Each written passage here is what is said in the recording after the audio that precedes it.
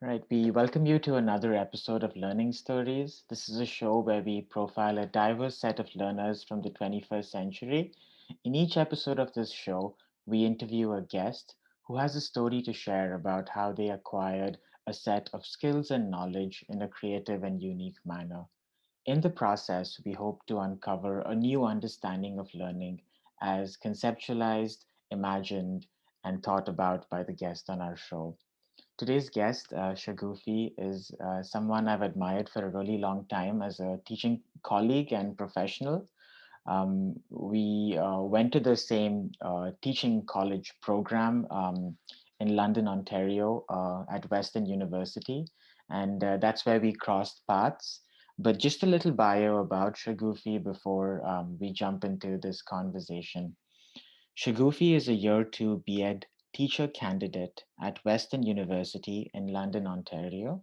She graduated from York University with an Honors B.A. in English Literature. Her interests include reading, cooking, watching films, and spending time with her family. As an aspiring educator, Shagufi aims to empower students to find their strengths and create positive change within themselves and subsequently the world around them. She considers herself a lifelong learner and looks forward to what the future holds.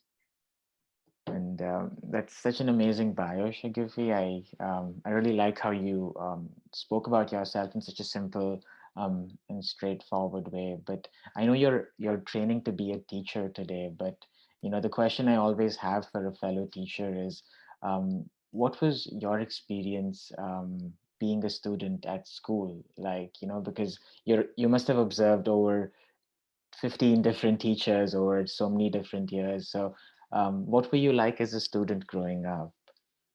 Well, first, I just want to say thank you so much for asking me to be on Learning Stories. I've watched a few of them, and I'm truly humbled that you thought of me when you were thinking about this. So, thank you for that. And as far as being a student, so I've always loved school. There has never been a day where I've woken up and thought I don't want to go to school today. And I think a lot of that has to do with the way I was brought up, the environment around me.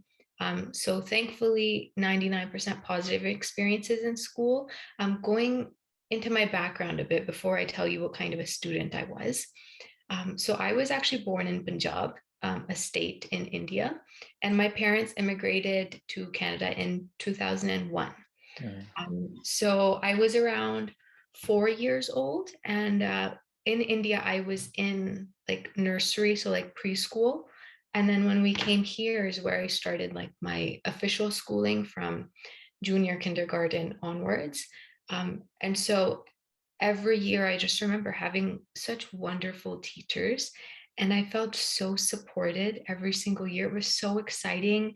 And I had these adults who really wanted to just instill a love of learning within me. And so I think the idea of me being so comfortable in a school environment is what made me love it so much. Um, and now that I look back at all my schooling, I think it's probably because there was also like a sense of belonging. Mhm. Subconsciously, the 4 year old me who came from India to Canada probably missed that sense of belonging because we're the only family from both my dad's side and my mom's side who are here. Wow. Okay. Yeah, so it was a lonely few like a transition period. And so when I went to school, I got that community again. I got that sense of belonging and love. Everything that I had left, I found it somewhere else. So I gravitated more and more towards it. And I think that's just where all the love stems from. Mhm. And then also, my mother being a professor probably has a lot to do with that. My dad really believing in hard work probably has a lot to do with everything. So the love of school all comes from there. And then, how was I as a student? To go back to the question, I used to actually get like, when teachers send letters home saying like, oh, your child was a pleasure to have in class. It Mhm. sounds so weird to like compliment myself, but I used to get letters home saying your daughter was amazing, and it would make me feel great. It would make my parents feel great. And so one thing led to another, and now I'm here. Wow, that's amazing, and I think, yeah, I completely relate to that, and I think I went through something similar when I moved here for university, and um, especially when you're moving to a new country and a new culture, there's a lot you have to process with regards to understanding your identity and your role in this new context and environment. And I'm so glad that school, was that sense of community for you. And I truly believe that teachers play such an important role in making that happen. I know we're going to, jump into that conversation about the importance of teaching in your life. And you mentioned something about, your parents, Shagufi. I was curious about, their influence on, your worldview and your perspective towards learning. Your mother being a professor, and even your father's influence on your thinking. So, what were some things you felt you learned from them growing up? I mean, specifically in terms of their approach to life or their approach to learning and their individual professions. So, as I said, my mother was a professor of Punjabi literature. Later on, she was a principal, and then my father was an engineer in India. Um, when they came here, they had to take up odd jobs, as the typical immigrant story. But what I have always seen in my parents, both of them, is a willingness to always be ready to learn and to learn more. I don't think I've ever seen them at any stage in their life where they have closed themselves off from learning. Mhm. Um, and so seeing that it was, the little child within me always saw, wait, if they can do it, I can do it too. Like, if they're so passionate about books and literature and poetry, and they're still able to keep that alive in their lives, having so much on the side happening, then I can do it too. And so that was definitely something. I can think of actually a few specifics. So when we came to Canada originally, we were in Toronto. We were in the Jane and Finch area actually. And at that time, the library closest to us was a branch of the Toronto Public Library. And I have this vivid memory in my head of being a really, really young girl and my mom taking me to the public library to get a library card. And although the memory is a little bit fuzzy, it's still like I still get so emotional thinking about it, because it was one of those times in my life where it truly just felt exhilarating. Like I was this tiny little girl, and I looked up at this side and that side, and there was just rows and rows of books. It felt like I was like in a heaven of some sort. So I think her being so keen on like making sure myself, and then later on my younger brother, have like library cards, have access to books, education, any sort of learning that we want, probably played a big role in the way I am today. Mhm. um, and my dad too, he's always reading like professional development books, and even though he's never sat us down and said, okay, you need to read, it's good for your mind, it'll open you up to new ways of thinking. I think children always learn by seeing what their parents do rather than what we're told as children. So them setting that example for me has been really important in my life. That's yeah, that's amazing, and that's so important. I really like what you said about how we as children observe what our parents do, and that influences our perspective of their influence in our life as well. That's beautiful. I'm thinking about the other adults in your life at this point. As someone that's taken up teaching full time now.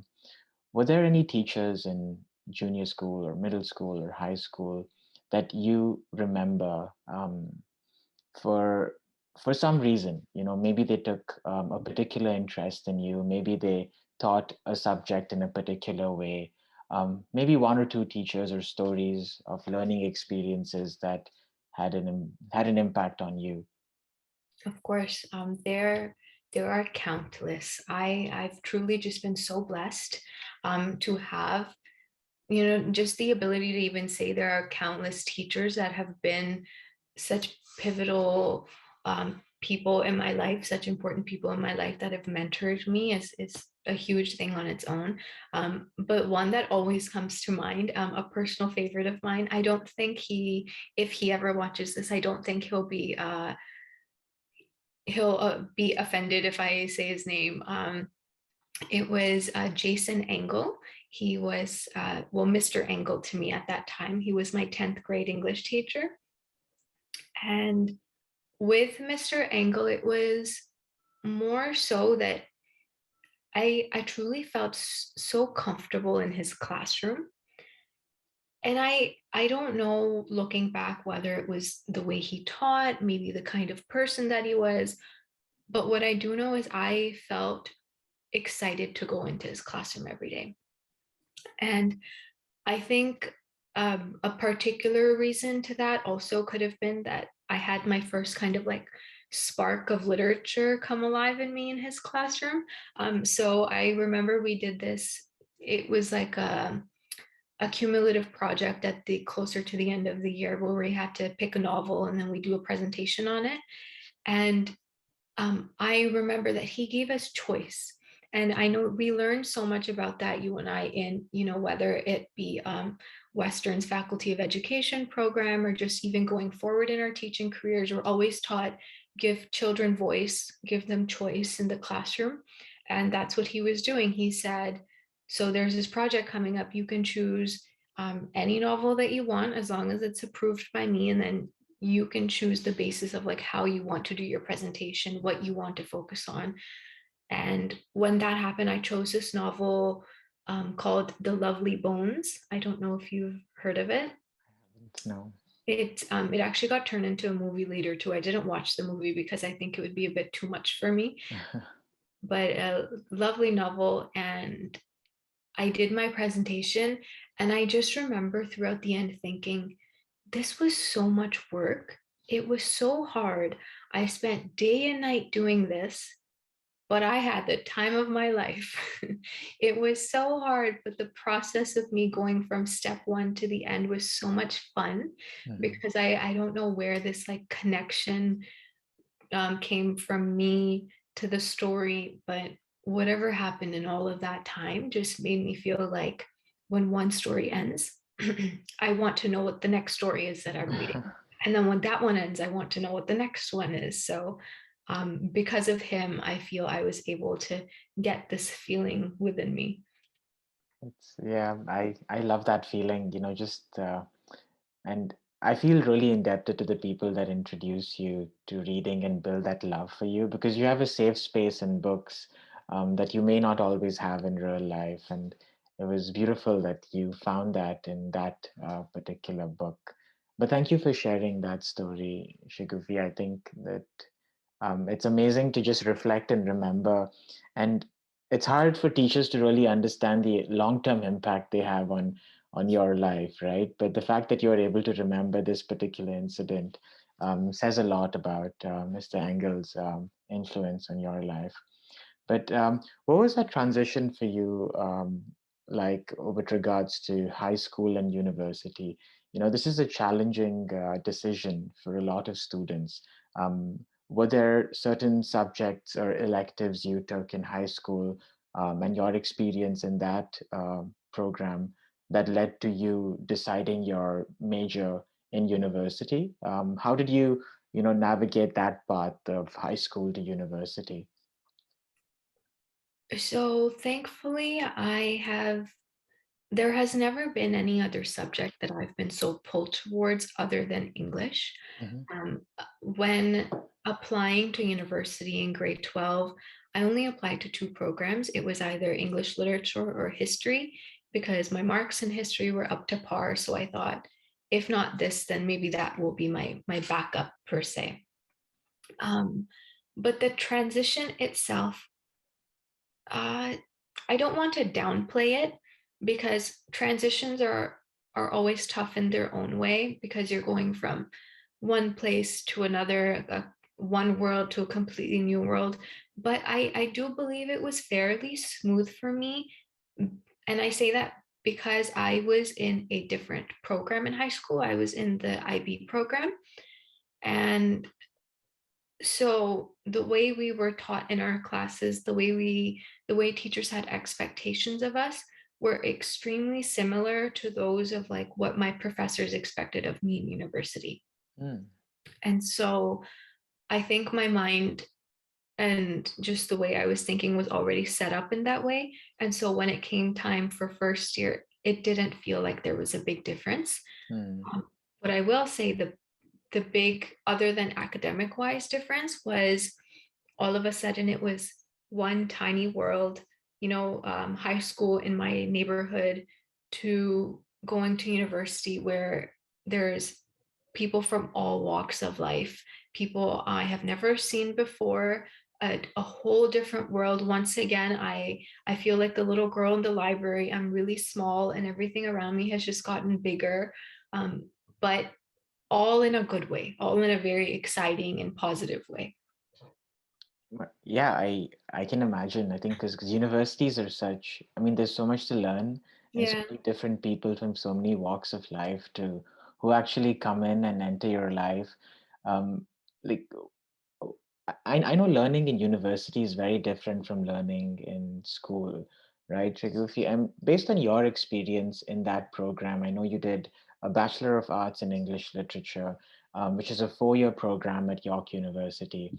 You know, I mean, what suggestions or tips or advice you'd have for someone that is pursuing a similar program to get the most out of the program? What are some things you think they can do in terms of like reading or prep work or collaboration or networking that you think would be beneficial to someone in a similar position like you um, then? Yes, definitely. Um, I I have this as a teaching philosophy now, and so I'll refer to it. I always say that if your students are well, they're able to do well. So be well and do well. And so I think the first step should always be you have to take care of your health. If you are physically sitting in a classroom, however, you're mentally not there, it's you might as well just sit home, because you're not absorbing everything that you should. And sometimes it's not the fault of the student who's sitting in that class and they're mentally not there, because there's external factors that may be playing a role in that. I know for me in university, there were also a few things that happened in my personal life, family wise, things that make it truly hard to focus on whatever is important in your life at that moment. So if I am looking back, in my program, I placed a really, really big focus on making sure that I was okay. Hmm. Um, I needed to be able to think straight to do my work, because for me, the first 2 years of university went by really well. And then when third year started, things started getting a bit shaky. And that's when I it was reflected in my grades, my performance.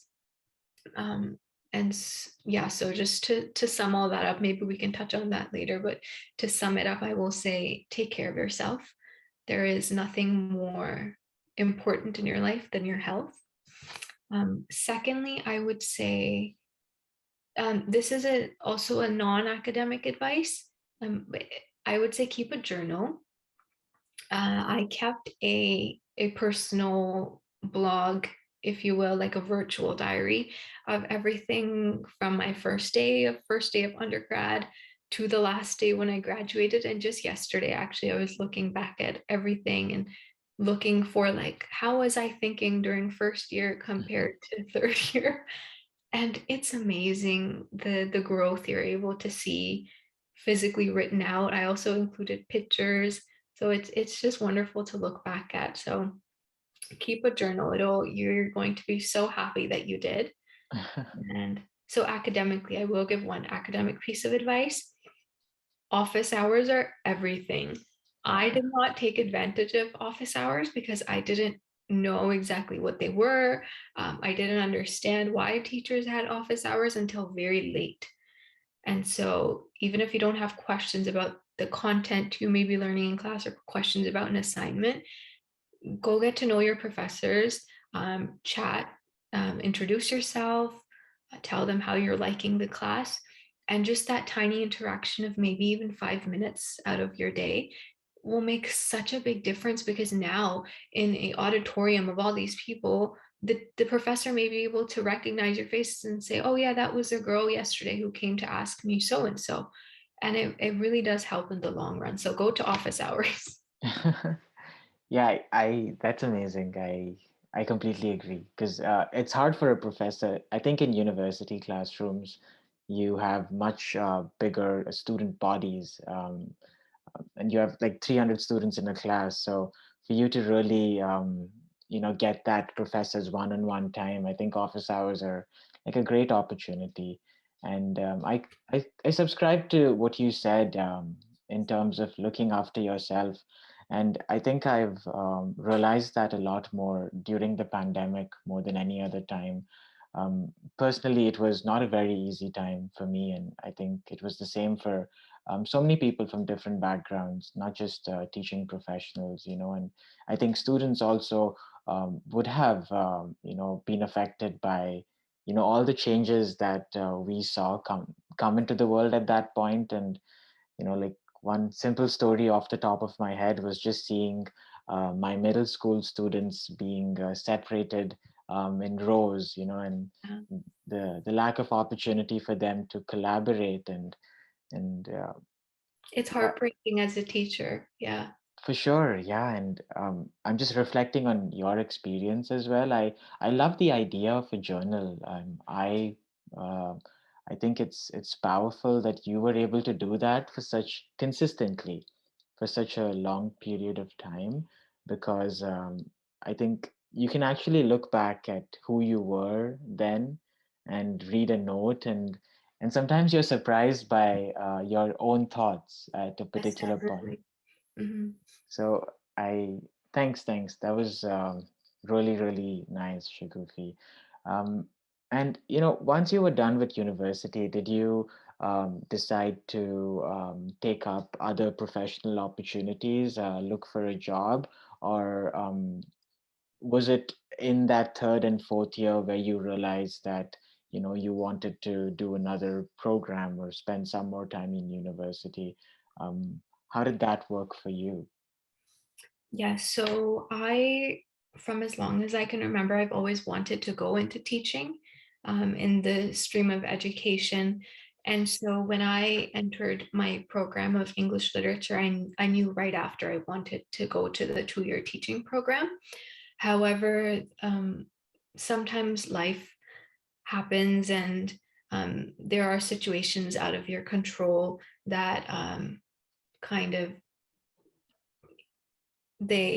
like all of a sudden you have a timeline for how you expect things to go, and because of whatever things are happening, everything is just out the door. And so I've learned also, just on a side note, timelines are not good for anybody. Don't have timelines, because things will all happen as they are meant to, and things will unfold all in due time. Mhm. And so uh, I'll go back to third year, when I remember how I said that things were getting a little shaky at that time. So in third year is when my nanaji passed away, my nanu, my maternal grandfather. And all of a sudden, this was like the first major passing away of anyone in my life. And so it felt like life had changed from 1 minute to the next. Everything just felt really shaken up. My mom booked a ticket to India, and she had to leave right away to be with her family. And it was just a period in my life where I thought, wow, like I've never experienced emotions like this before. And it was really hard. But what was able to get me through it was my family coming together and remembering all these wonderful things about my nanu, and us realizing that, you know what, he had this wonderful long life. He inspired so many people. He truly did leave a legacy, and for that we are forever grateful. And so because his death happened in a peaceful way, we weren't shaken up as much as we could have been. So we're thankful to God for that. And so that happened in third year. And just as I was getting over that, we were in the middle of a move. So moving from one place to another. And right as we moved, my mamaji, so my mamu, my mom's brother, Mm-hmm. he came to live with us because his cancer had come back, and he had throat cancer. And so he was the only one here. He didn't have like a wife or kids. And so my mom was like, come here with us, we'll take care of you. And so we're still getting over Nanu passing away. Mamu comes to live with us. Everything is fine, and we're hoping for the best. But every single day it just keeps getting worse. And although I know that my mom, now she probably didn't want to expose me to any of this, she probably didn't want me to even know that it was getting worse. I knew it was getting worse because I also physically saw it in my mom, Mm-hmm. because she was taking care of him 24/7. And I could see it on her face that, like, I saw my mom, but she was physically in front of me, but it felt like her soul was just not there. Mm-hmm. It was a very traumatic time. Mm-hmm. Um, and then I remember in fourth year, I also dropped two courses in university. And so after everything that happened, and then it was around Christmas time. Christmas is one of my favorite times of year. A year later, mom was still here, but we had to rush him to the hospital. And he unfortunately had passed away. And it just, it's tough. I'm so It's, sorry to hear no, that. no, it's fine. Yeah, it was a tough time. So because of that, I know you mentioned the program was 4 years, but it actually took me five, Mm-hmm. because everything that happened. And then I dropped those two courses, and just my luck. Actually, no, I shouldn't say it that way. Everything happens for a reason. York went on strike. So I dropped those two courses. York went on strike, and the university was completely shut down. Wow. And I had to step into a fifth year to finish those two courses. Wow. That's Yeah. And so uh, trying to manage everything happening at home and trying to be strong and also trying to excel in your academic life all of a sudden became really hard. mm-hmm. And that's why my decision was, after all of this ends, after I graduate, I need time. Yep. I need time to collect myself and to almost process everything that has happened, and to understand why things happen they do, Mm-hmm. and to just let myself be for a little bit. And that's why I didn't start the teaching program until 2 years later. Got it. Yeah. So it was a little bit of a transition period in between undergrad and this. Kudos to you, Shagufi, for just checking in with yourself and giving yourself that time. I think health is something that we have no control over, right? And it also shows you how fragile life is and how we can take so many things for granted on a day-to-day basis. And thank you for being so honest and sharing that story with us, because I think it's such an important part of your own journey and your own evolution as a human being. And I I think one of my close relatives once told me that we are not only defined by the the highest points in our life, but we're also defined by um, the challenges. And So true. sometimes, and building on, I think it just made you who you are today. And I'm just trying to empathize with what you must have gone through, and I truly believe and feel like giving you like a big hug, and I think that. No, the sentiments are coming through it. I thank you for being so empathetic. It was a character building experience. It was an experience that was necessary. It opened me up to death being a reality. Um, it was, I say it was necessary. I wouldn't go through it again, Mhm. but it was needed. And I think it's important to honor what you've been through. It's important to speak about these things because I still think that there is a little bit of a taboo surrounding, just vulnerability in people's lives. And not a lot of people like to speak about things that they've been through for valid reasons, of course. But you must honor things that have happened to you because it, you wouldn't be the person you are today if you hadn't seen every single event and circumstance. Yeah. So it was tough, but I'm here today, and by the grace of God, things are good. Yep. And I think I'm so excited for you and your path ahead. And as a teacher, as a fellow teacher, I think, um, yeah, I think you're just going to be such a wonderful teacher for them in their lives because you will be able to see through the goods and, the lows. And I think each student really wants that at every point in their life, and I know you've been at the Bachelor of Education program at Western, and I now that you're in the program, I know I've been following your blog. I know Shagufi mentioned that she had a blog for her undergraduate experience. She also has a wonderful blog for her experience at Teachers College that I have been regularly reading.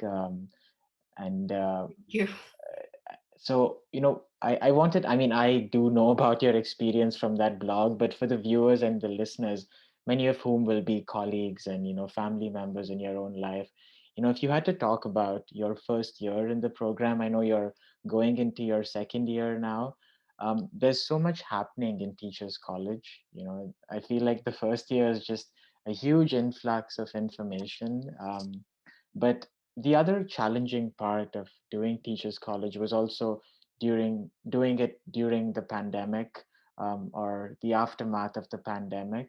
So, how do you, like, if you had to become a teacher in Ontario, how do you go about being a teacher in Ontario? I think we can start off with that question and then go into your experience at Teachers College from there. of course, I think that's a wonderful question. So much has happened, as you said, in these past few years with the COVID, the pandemic, things constantly opening, shutting down again. Forget the impact that it's had on us as adults, like the children. These are the pivotal years in their life where they are big, like growing into themselves, and it's almost like they've been robbed of that childhood experience. And it's very disheartening to me because I think about that time in school that they would have otherwise had doing all these amazing things and all these activities, and they didn't. And so now the responsibility, I firmly believe, is on people like us, you and I as educators, to make sure that in one way or another they're able to get some part of that learning back. Because, see, I don't want to say missed out, because missed out implies that there is something that they could have done which they didn't have an opportunity to do. But I feel that we need to, it's our responsibility to ensure that they have a childhood that they feel comfortable in, Mm. right? And there's even small things like they used to have groups and then they sit in rows and they're so isolated from one another. And so, what are strategies that we can use as educators to make sure that they still have connections within the classroom, even within those rows? So, Mm, just little things like that, and being empathetic with students, not worrying about, okay, something is overdue by a week. Why hasn't someone handed that in? Unless it's time for like report cards and you need marks, I understand. But you don't know what's happening in someone's life. When I was an undergrad, my professors didn't know why I all of a sudden stopped participating in classes because my mind wasn't there. mm, And so you need to be able to put yourself in the shoes of a student and say, if they're not talking, it's because of something else happening. If I'm giving it my hardest and I'm trying so hard to be engaging and to empower them, but it's not working, mm. sometimes it's not you, sometimes it's just external things. So being patient and empathetic with your students is important.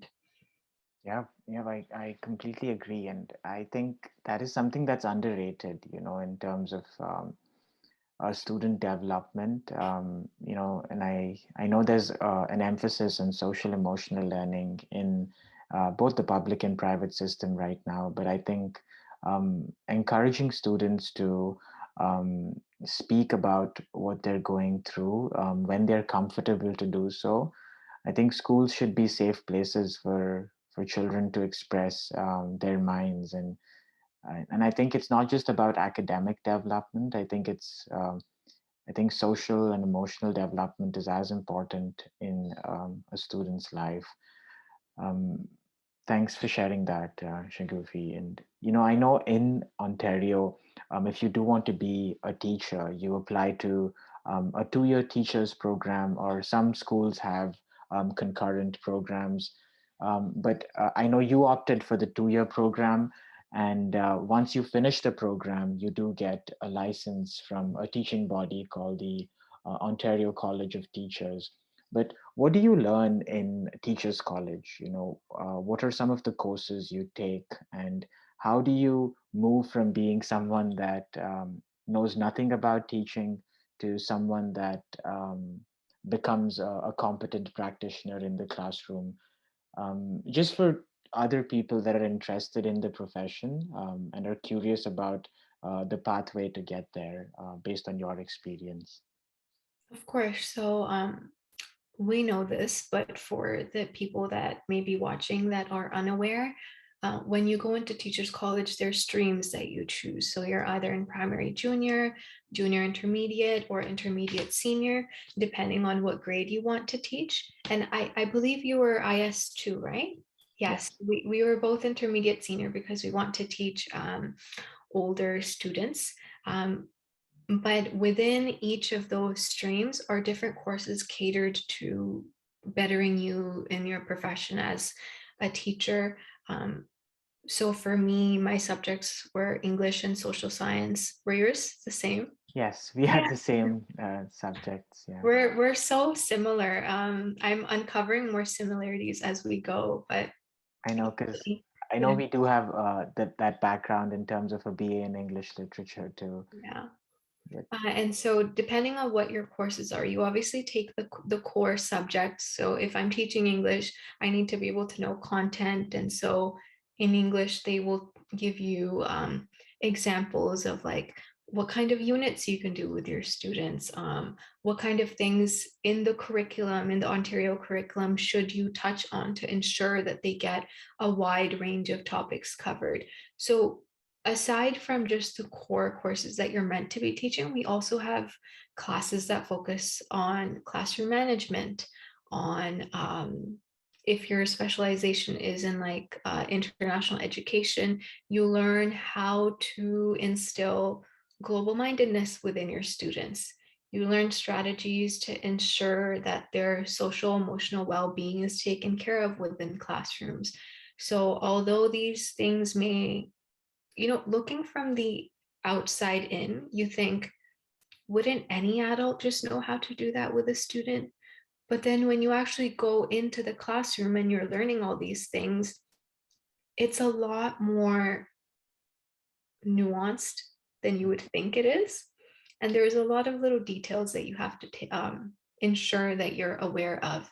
One of the courses that I really liked was the special education course, which we will dive deeper into in second year. But things like how to accommodate a student who may have a different learning style. Mm. If a student is not able to put their thoughts into words, what are the strategies to use to ensure they're still successful in their class? So little things like that. Um, I think Western has amazing courses. I may be a little bit biased because we both have experience from there, but great classes. They teach you a lot. Yeah, I know the academic courses are some things that you learn a lot from, but I know you also have a component called the practicums where you spend some time in an actual classroom under an experienced professional. Looking back on my experience, I think those were the experiences that really defined me as a teacher. I just felt so grateful to get the opportunity to sit in another teaching professional's classroom. I know medical professionals do this where you shadow a competent surgeon. Similarly, when you want to become a teacher, you spend some time in the classroom of a teacher that's already teaching the subject you want to teach, and then they slowly transfer responsibility onto you. I know it gradually gets increases where you start off with fewer responsibilities in your first practicum and then are given more teaching and planning responsibilities in your third and fourth. So, when because this was probably the first time you were entering a classroom as a teaching professional, what were some of the things you observed in your practicum without taking names just to protect the students and the teachers in that situation. But what were some things you observed, Shagufi, that defined your approach to teaching? And do you think that at the end of your first year, you have a conceptualization of what your philosophy of teaching would be? Yeah, definitely. In my teaching philosophy has changed at least 80%, I would say. Do Wow. you remember in the social foundations course how they make you write up a teaching philosophy? Yes. I wrote that and then I went to my first practicum and everything was out the window because all of a sudden I was exposed to these new students and new ways of learning. And I'm thinking, this is not what I had in my mind. But it was also wonderful because now I know how things are in like the quote unquote real world, and my teaching philosophy in the beginning, when I didn't have that practicum experience, was focused highly on it, like, my old IB state of mind where it's, I want to focus on making my children all rounders. And I want to make sure that they've touched all aspects of life and they're excited to learn. But then you go into a classroom where it's not IB learners, it's learners who may be in like a workplace English class and they're, first of all, the excitement of the subject just isn't there, which Mhm. makes it very hard. And then all of a sudden, you have learning disabilities, you have IEPs that you have to accommodate, you have students who would do anything to run out of that classroom because they just do not like that subject. Mhm. But then you have to think about it and you have to find ways to get them excited. One Mhm. of my ATs told me, she was like, if you are not excited about the subject you're teaching, what makes you think that they're going to be excited? And Mhm. it was like a reality check for me where, so I won't take any names, obviously, but we were focusing on, in grade 10, they do like a plot graph Mhm. of like, so this is what happens, and then there's a climax, and then there's falling action. And so that's what I was teaching. And for me, it was just, I didn't enjoy the content because it was so dull. And Mhm. it probably came across as I was teaching it because I was just standing there lecturing and I wasn't moving around. And Mhm. in that moment, I had forgot that there are kids who don't know what a plot graph is, who don't know the importance of learning why a story goes from one end to another, and why it's important to dive into those details and to truly understand what happens in a story. And so from that practicum onwards, my thing was, you cannot teach as if, you are learning the content yourself. You have to put yourself in the student's shoe and think, okay, this is new. How do I make it interesting for them? How do I make it so that they want to sit through the class? Mm. And so, with the help of my AT, I discovered new strategies and new and exciting things, and I'm getting better at it. Yeah, it's so nice to hear you talk about this because I went through the exact same experience, in my first practicum. I was just practicum is just another word for a teaching placement in teachers college, and an AT, for anyone listening, is an associate teacher who you work with on this practicum placement. But I was so lost. I thought I was such a good teacher, and Me then too. I go into my first classroom and I was doing everything wrong, and I think my first AT was very kind, and critical in a constructive way, which I think I really needed at that point, because I was moving from a university setting, and I would often recreate lessons I was learning in university and talking in a style that I was comfortable with in the classroom, which I didn't think was always fair for the kids. But I also found it challenging, just doing new content. When you're teaching something, in a lot of ways you should have also somehow mastered and learned it yourself to be able to explain it in the most simple way possible. And I think I was not doing a lot of that in my first practicum. I would just take lessons and unit plans and PPTs and try regurgitating the same information, which I think is not a very I don't think it's the greatest way to do it. And I think you need to evolve. And this is personally my own reflection. I was just thinking about what you said, your own approach. And that's another thing I also realized, Shagufi. I don't know if you feel the same way, is that eventually you need to get to a point where you develop your own teaching style, and your own understanding of what a classroom should look like. You don't have to completely subscribe to the views of another senior teacher, because they're going to be teaching things based on their background and their experiences. For me in my classroom, I think identity is such an important part of how I teach, and that not only involves you being a student in my classroom, but also your cultural identity, your sexual identity, your gender identity. I feel like there are so many facets to our understanding of who we are, and until someone feels comfortable that all these sides of their identity are accepted, or they have a space to maybe bring out these facets of their identity. I feel like learning cannot really happen in the most constructive way possible. So I feel like such a big part of teaching well is about building those relationships right at the start of the year.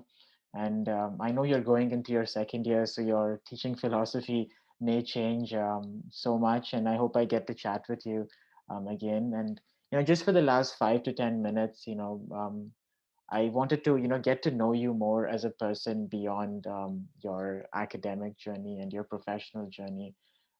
In your bio, you mentioned you love reading books.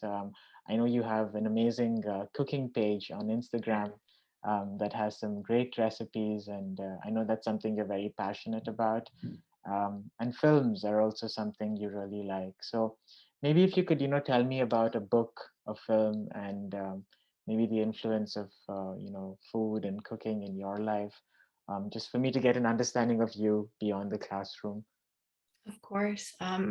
The cooking page I initially started in that transition between finishing at York to starting teachers college. So in those 2 years, I wasn't doing much, and so I needed something to do. And cooking was always fun because as a child I would like stand up on a chair while my mom was cooking and like try and recreate whatever she was doing. And so I like making food look nice, like the visual presentation of it, the aesthetic of it. And so I love the like when the cooking process is done, finding like what bowl will this look nice in, or so that's just a little part of my life that it keeps me excited and happy. As far as books and films are concerned, I love reading biographies, my Okay, absolute favorite thing to read, and not so much into fiction. got it. I like real stories. I like knowing how people's lives have unfolded because I feel that once you've read all these stories, it's like you've lived a thousand lives without Mhm, actually having lived a thousand lives. for sure. And so I've loved, um, Maybe I've, one book that you would highly recommend.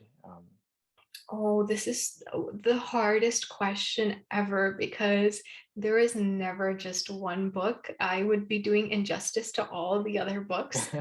I will say, as of recent, I read a memoir called From the Ashes by Indigenous author Jesse Thistle.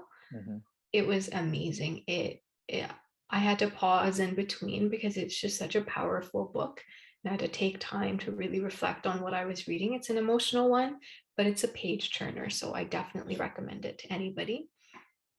And Amazing. In film terms of, yeah, wise, yeah, I know that we're both really into Hindi cinema and Bollywood. yes, I love films. Yeah, go ahead. I I really loved watching movies. I say loved because I don't think that they're up to par now. But I loved the older ones like Lagan, Veer Zara. I loved Chak De India with Shahrukh. I loved what else? I loved Three Idiots. Mhm. And all of these like the films like that are the ones that you remember even like 10, 15 years after watching them. And what's great is like you remember the soundtrack of them too because they were just that amazing. The most recent ones I don't feel like they've done that for me, like they haven't fulfilled what I'm looking for inside, but I really enjoyed watching. I watched Gangubai in theaters with my mom. That was a really good one. Yeah, it's a powerful one for sure. 83 was also really good. Really sad that it tanked at the box office, but it was really good. Yeah. Yeah. Yeah, I think I love films because my father had this ritual where every Thursday he'd go for a film after work, and he'd take me along, and that's where I think I developed this love for just cinema. And I think, like books and films give you some moments where you can actually go and live in the shoes of another individual. Um, Definitely. I feel like doing that, you also experience some of the emotions and some of the experiences in that particular person's life. And I feel like, I don't know if it's true, like neurologically, you have these mirror neurons where you're mirroring and sort of the same thought process that the characters go through. And I know both of us have studied English literature, and I think that's what I feel books can do for kids. I think you can travel so many different journeys and have so many different experiences with this simple basic skill, and um, yeah, I thank you for sharing all of that. I just want to be respectful of time, and I really wanted to thank you, Shagufi, for giving me this opportunity to chat with you. I know if I have the same conversation with you 3 or 4 years down the line, it's going to be very different, and you'll have so many more experiences to share.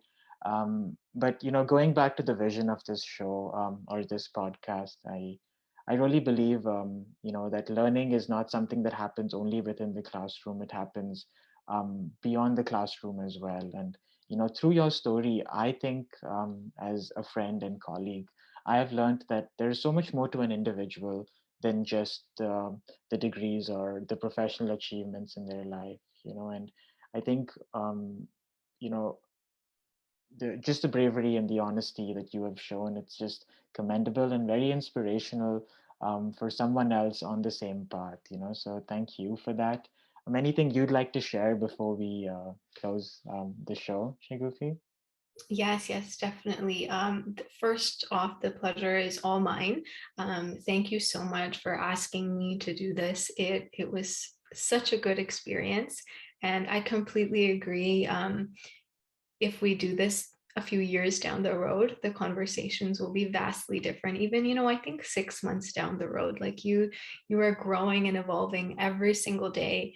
And I'm really excited to do this once my practicums have finished again. So even if it's just a casual chat between us, I know that things are going to sound very different, but all in the best way. So thank you so much. And one thing I would like to say, you just in the role of an interviewer remind me so much of the film companion interviews with Anupama Chopra. I know you know what I'm talking about. Yeah, Those, I do. yeah, absolutely amazing. And I don't know if it's the mannerisms or what it is, but so similar with her because I feel like she really she respects the other person's story and she lets them fully explain everything. And you are a wonderful listener. So thank you for listening and thank you for giving me the opportunity to do this. That's so sweet. Thank you, Shagufi. And for the listeners, I will be linking Shagufi's Twitter profile and her blogs as well. Please do reach out to her if you have, if you want to extend this conversation. I don't think 1 hour is enough to really get to know a person. She will be documenting her journey in her second year of the program, and there are going to be some wonderful posts on that blog coming up in the near future. And for the listeners, again, thank you so much for tuning in. Until next time, keep learning and stay tuned for more such wonderful episodes and wonderful stories from this show.